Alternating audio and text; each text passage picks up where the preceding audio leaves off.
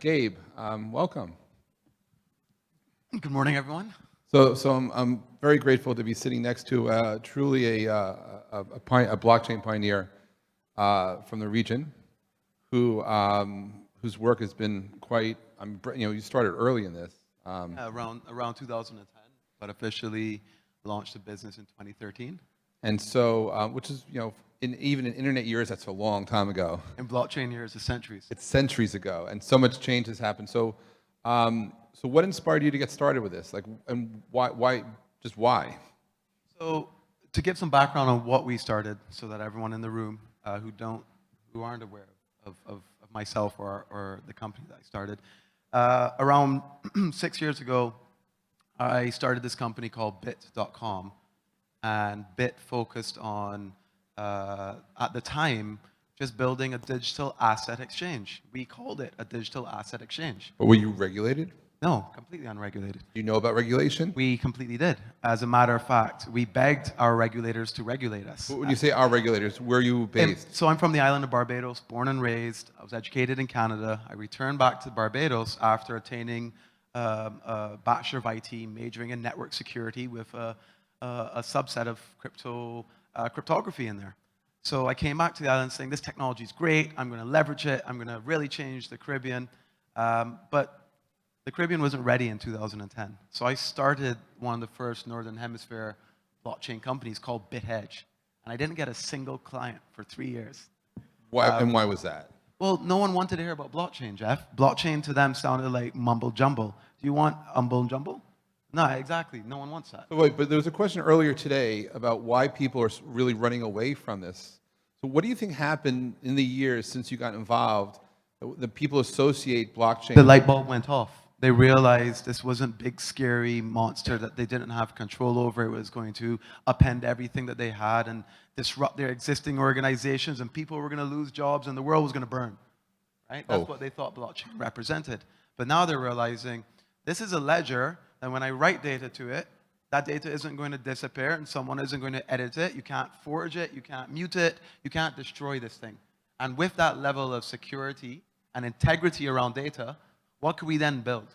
And that's when the light bulb started going off in people's heads. So, and while it was going off in your head, what type of services or company did you build? Well, at the time, I wanted to launch in the Caribbean because I was a software developer. The banks were not giving us bank accounts. As a matter of fact, I launched a business in 2012 called CarryDot, and it sold domains, country code top-level domains like .coms, but for the Caribbean. .bb's in Barbados, .tt's in Trinidad, .sl in St. Lucia. We were the only ones selling them online. Well, the banks didn't like that because it was a non-tangible asset. They couldn't see and touch it. Really? Really? Oh, definitely really. So I lost my banking payment facilities. And I was no longer able, and by the way, all of the money was going to government agencies. When you bought a .bb from me, That's so surreal. I had to turn around and pay the Barbadian government for this .bb with my margins taken out. So the credit card companies and the banks were saying, you don't have a warehouse, you don't have a physical space of storage, and these are non-tangible products, and we cannot give you credit card processing facilities. And by the way, when I did have them, it was $1,500 US to sign up, $150 US per month, and 5% per credit card transactional fee, starting at 5%. If I was lucky, I got it down to 3.5%. Wow. So obviously, your average consumer in the region, in small island developing states, aren't going to go for this, which is why we don't have e-commerce in this part of the world. Now, the next problem was PayPal didn't exist. PayPal and Skrill and money brokers and Interact and any payment system you can think of does not exist in this region, simply for several things. Number one, you can't just go and deploy the regulatory framework to launch a payment network in all the islands. You have to do it one by one. Some islands have a population like Bermuda, 60-somebody thousand people.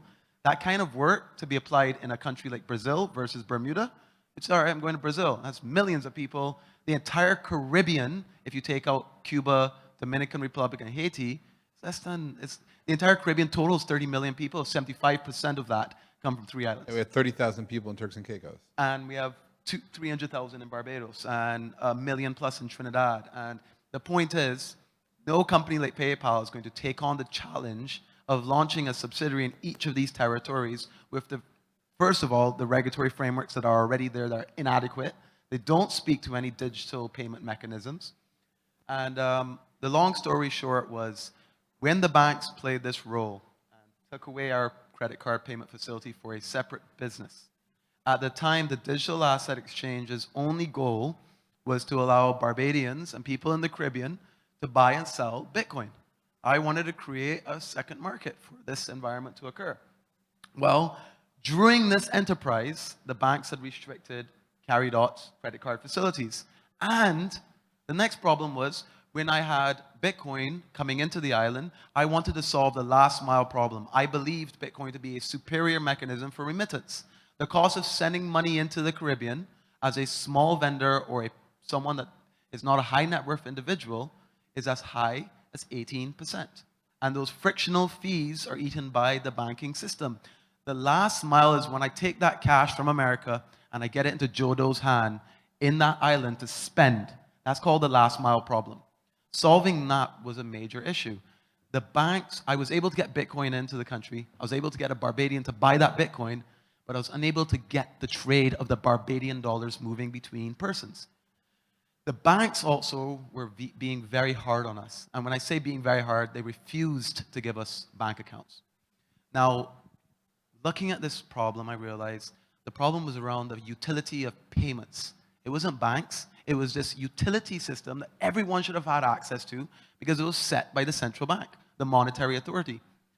So at the time, I started learning about the Omni protocol and the Mastercoin protocol. And this was one of the first overlay protocols on Bitcoin. This was a precursor to any security or digital asset. And I said to myself, what if I could take the Barbadian dollar and place it as an asset on this overlay of Bitcoin? This is very early day. And I first told my business partner about this, and he screamed at me and thought it was a crazy idea. Why would you want to digitize the central banks? They're our enemies. Well, needless to say, the next day he came up with a full plan of how we could really do this. And we went at it. And a year later, we got the Barbadian Central Bank to give us a nod of approval to a wait-and-see approach of a Barbadian digital dollar. Now, the reason that you'd want to do a digital variant of your central bank currency are several. And it starts from the very most basic and the important reason. A utility should be open and accessible to the public. The bank's payment network was a private e-money system. A developer, an entrepreneur, another competitor, and anybody could not just connect to this network. Whereas a central bank issued national dollar on a blockchain was a public e-money service. Anybody can tap in and build on top of this standard that was mandated by your monetary authority. And therefore, your financial policy and fiscal controls were not mandated and sectorized and controlled and monopolized by a tier 2 institution such as a commercial bank. So immediately off the back, you democratized payments. So we went down this road and we started building out this product. A lot of resistance was met over the years, but regulation was the key thing we chased. We went right after the heart of the regulators. Did you spend time educating the regulators about the technology shift? Absolutely, Jeff. That was one of our biggest things. A lot of our companies' time, resources, and money over the years went into education, education, education. It's not like today where this room is, hearing these conversations. It was a different world in 2014, 15, 16, and 17. What is blockchain? What is cryptography? What is Bitcoin? And these were the basic questions that were still there. How do you stop money laundering in this space? And we had to challenge these things. And it took 5, 6 hard years to get to the point where we built out a complete ecosystem that anywhere you can take a cash dollar and spend it within society. Anywhere I can take this and spend it in Barbados, I can now do it with my phone. I had to build out the mobile wallet, the merchant wallet, the ATMs, the exchange functionality, the integration into the credit unions and the banks and the financial institutions. You had to build all 3 layers of the money supply chain. Those 3 layers: issuance, the central bank issues; integration, the commercial banks integrate and distribute; and the retail layer, the end user interacts and interfaces with this mobile money. And that took several years to build out all stacks of software. And I can proudly say that under the leadership of Senator Rawdon Adams, our CEO, in January of last year, we delivered the full ecosystem. And 2 weeks ago, Bitt.com signed a contract with the Eastern Caribbean Central Bank, which is Congratulations. to Wow. move forward Pretty with cool. to move forward with a blockchain-based digital currency across 8 of the islands in this currency union. Wow. Meaning 8 sovereign nations within our Caribbean jurisdiction are moving towards a full-on digital society around digital dollars. And that happened 2 weeks ago. Congratulations. Wow. Congratulations to the team at Bitt. They've done well. It's a stellar organization. And the point behind all of that is through a lot of hard work and perseverance and working directly with regulators, now we're actually seeing the advent of where blockchain technology is being pervasive in society. And most of the consumers, most of the citizens will never know they're touching a blockchain tech. Exactly. They just know that I picked up my phone, my Eastern Caribbean dollars are on it, and I paid the merchant. Or I was sitting at home and I received the payment while I was sitting in my pajamas. And they don't know what's powering that in the back end. Blockchain is becoming pervasive in our society. It's here, it's reached. We don't even know where it's going to get to, but we know that everything that we look at that has a trust center is now going to be featuring blockchain directly in the center of that. Wow. And on that, I understand you're also working on, you have an announcement today from some of your work that you've been doing in the region. Yes. So the Caribbean is a very, I'm born and raised in Barbados. My family comes from Syria, but we migrated over here. But the Caribbean's always been this very special place. It's always gone through so much turmoil. It's always been a place of hardship. And you look at this region, and it's one of the most powerful regions in the world. As a matter of fact, we have one of the strongest trade unions globally, the revised Treaty of Chaguaramas, CARICOM, and it's not being fully utilized. And you look at this region, and it's made up of Dutch, French, Spanish, English, American, and independent. And years ago, when I started this mission of building out a multilateral clearing facility within the region, or an intercentral bank settlement facility, we realized that there's so much more that needs to be done within this region. Now, the Caribbean's pretty important to the global market because when you build here and you test and you prove here, the implications are global. And you can prove here because, as my good friend from Binance, CZ, once said, small boat, turn fast. And the Caribbean is like a small boat. We can pivot, we can turn quickly.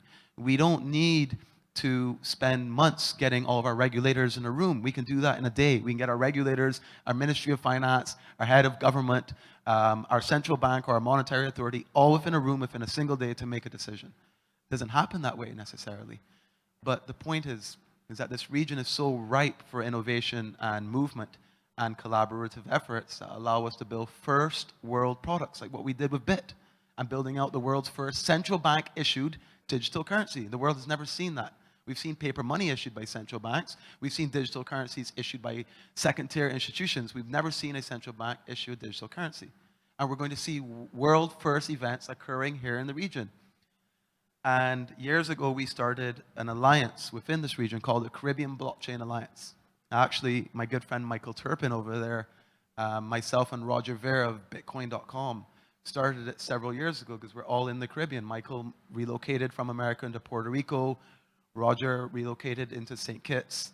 And we realized that the Caribbean needed a lobbying advocacy and an awareness group because there were so many of us that wanted to move in this direction, but we just couldn't do it on our own. Fast forward a year later, a friend of mine, Stefan Delaveau, asked to lead the group. And we've been able to take the group to around 200 people. And the importance of this organization is now this group represents some of the key players within this industry. I believe there's a lot of our members in this group today, if you can just wave up at us. And today I'd like to announce, seeing that we're in the region, and thank you for hosting this, Jeff, and you're one of our members, is the group has done such a great job around awareness. Stefan is pushing the awareness campaign, but what we're realizing is the advocacy to business development in the region is still lacking. So today, we're going to announce the group is splitting into 2 facets. one that's going to be focused on education and awareness, but then one that's going to be focused on advocacy and business development. And I will personally lead the business development unit, the Caribbean Blockchain Business Alliance. And it's a call for all members in this room who have an interest in seeing the Caribbean unify under one technology-based regime of decentralization to join this organization and help us deliver. And the goal is to work with governments, regulators, monetary authorities, corporatocracies, and help them evolve to the point of where they're using some form of blockchain technology to increase the efficiency of their society, to increase the integrity of how they offer their service, and to increase the transparency of their overarching enterprise. And in doing so, we might very well get to a One Caribbean, and we might very well bolster the promise of the revised Treaty of Chaguaramas. Now, it may not mean much for the people that are not within this region, but for those of us in this region, this very well could be the saving grace or a key towards saving that. And some of the things that will come down in that pipeline are, we're looking to launch a Bitcoin center, or several of them within the region. We're looking to launch incubators within Bahamas, Bermuda, and Barbados that will provide workshops and open workspaces for any entrepreneur that wants to take a blockchain idea to the next step. We'll come and set up in one of the doors of the people who have track records of already delivering. Let us mentor and shepherd you into building the next generation of business that you need to build out. And there's many other things and endeavors that we wish to do. But the important thing is announcing today that the business unit is here, and we're going to be focusing on moving the market forward. So if somebody wanted to follow up with you and they can't find you because you're busy talking to others, what's the best way to reach you? The best way to reach me is by pinging me on WhatsApp. It honestly is an informal communication line. It's not a phone call that doesn't distract me if I'm in a meeting. Can you share your number now? Yeah, my number is our area code in Barbados is 246, and my number is 256 Abed, A-B-E-D. So anyone's welcome to ping me. We'll bring you into the Caribbean Blockchain Alliance. If you're interested in the Caribbean and blockchain, you should be in this group participating with us. And when we make the split, anyone that's interested in business development and advocacy in the region. And the reason that this region, once again, is so important is regulatory arbitrage can exist here. Have you ever seen such a proactive government in terms of legislation reform as the one that we're sitting here today being hosted by? No, there's no other government in the world. I mean, we could look at Wyoming as an example of leadership. That's only a state. That's just a state. That's only a state. You know, but Bermuda is dominating it, and their regulatory roadmap that they have scheduled for the future, it's beautiful. And the rest of the region can offer those subset of services to be world first. Well, thank you. Really, congratulations. Does anyone have any questions about central bank digital currencies or the Caribbean Blockchain Alliance?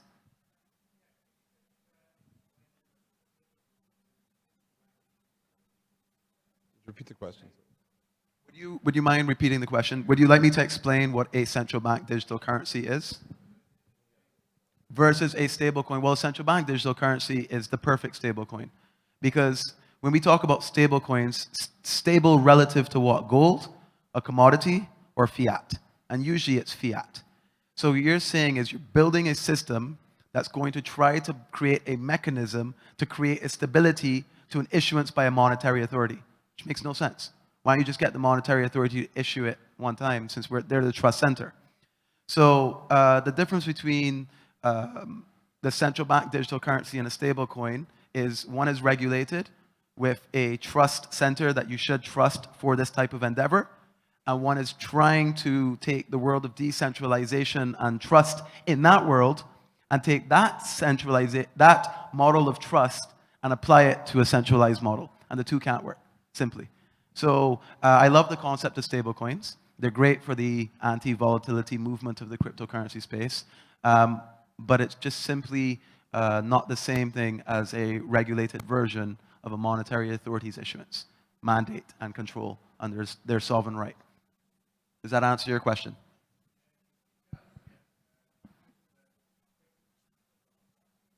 A central bank digital currency can be a stablecoin. A stablecoin does not necessarily mean it's a central bank digital currency. Does that make sense? Yeah, no, that was a great explanation. I'm just wondering what you think of the some of the arguments against stablecoins, which would apply against. We have to be this? brief on that. Sure. Well, the arguments applied to stablecoin may not necessarily apply to central bank digital currencies, but the arguments that will apply to central bank digital currencies, the common ones are, why do we need a central bank digital currency? We have Bitcoin, it's superior.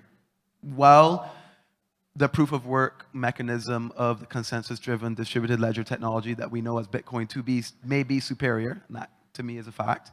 A central bank issued digital currency provides a lot of features that a society may require. For example, some people may not be willing to touch a volatile system like Bitcoin. Some people may not, I remember one guy in England when I first told him the concept of a central bank, of Bitcoin years ago, he looked at me and said, God bless the Queen, I touch the sterling only. And there will always be people like that. But then there's avenues around why a central bank digital currency is important for the particular society. A central bank does quite a few roles, and one of the main roles is stability of the economy through the fiscal policies they apply around their quantitative easing or monetary expansion policies. These are things that decentralized cryptocurrencies do not provide because they are not controlled by a financial institution. Rather, they're controlled by rules of mathematics built into code. The two aren't the same. So the arguments can apply and may stick, but at the same time, depending on the consumer, the transaction, and the jurisdiction, they may not be the same. But do you have a particular quarrel that you'd like to address? No, I think that was a very good explanation. Just the follow-up I was asking about was there are fiat-based crypto stable coins. There's also going to be cryptocurrency-backed stable And coins. not one of those fiat-based crypto coins are issued by a monetary authority. No, that's right. Yes, I Except agree. the one in Eastern Caribbean jurisdiction. So would you see the coin currently being looked at, the stable coin being developed by Ethereum, which is based on another crypto currency? It's not based on the standard. Would you see that being a competition to you, or? I see, look, here's the truth. Every central bank in the world is going to have to issue a central bank digital currency to be competitive and to provide the efficiencies that it provides and the million other cash counting, cash provisions, cash security, cash mobility. I mean, cash is a horrible and really nasty system. I say nasty from a germs perspective. Also, the point is, stable coins are coming harder than ever. Central bank digital currencies are coming. I am going to face competition. I'm already facing competition, and that's okay. There's 186 central banks around the world and trillions of dollars of disruption to happen.